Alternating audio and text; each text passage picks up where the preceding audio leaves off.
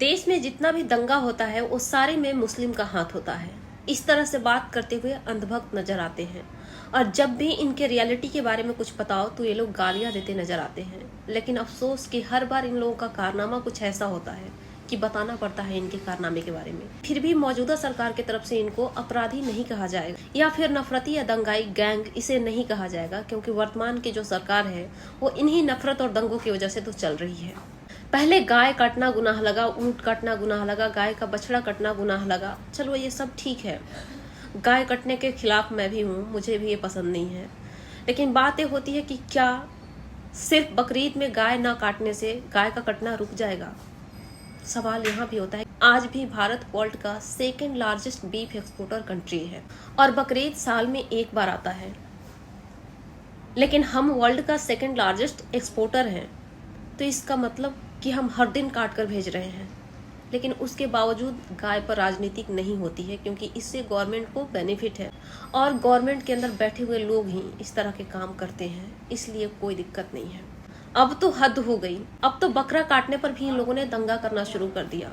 मुंबई के मीरा भाईंदर इलाके में जेपी नॉर्थ और पूनम क्लस्टर सोसाइटी में मुस्लिम ने बकरे को काटने के लिए शेड बनाया था, यानी तंबू तान के रखा गया था, क्योंकि गवर्नमेंट की तरफ से गाइडलाइन जारी की गई थी कि खुले में कुर्बानी नहीं कर सकते, इसलिए उन्होंने अपना एक अलग शेड बनाया था। वहां पर विश्व हिंदू परिषद और बजरंग दल वाले सुअर लेके पहुंच गए, जबकि वहां पर कोई गाय नहीं थी, सिर्फ बकरा था वहां पे, फिर भी ये लोग वहां सुअर लेके पहुंच गए। मुझे हैरानी हो रही है इस सिचुएशन को देखकर। बहुत ऐसे मंदिर है जहाँ बकरे की बलि दी जाती है, बहुत ऐसे त्योहार है।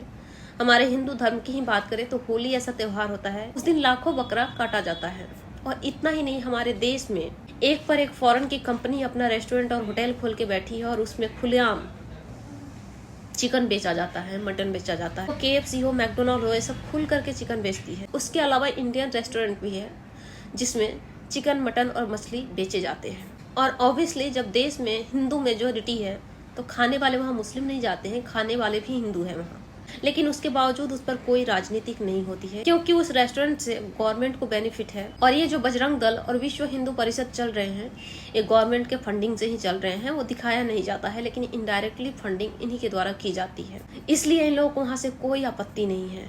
लेकिन जब देश में मुस्लिम की त्योहार होती है, उस दौरान में कभी ईद पर दंगा होता है तो कभी बकरीद पर दंगा होता है। हाल ही में जब बंगाल में इलेक्शन था तो भाजपा नेता अनुराग ठाकुर सहित कई नेता दिखे, वो भी ट्यूसडे के दिन मछली खाते हुए। इस पर भी कोई दंगा नहीं हुआ, क्योंकि बंगाल में मछली खाने वाले ज्यादा हैं, इसलिए उनका दिल जितना था। शुभेंदु अधिकारी ने कह दिया कि अब 14 साल से ज्यादा की गाय को काट सकते हैं।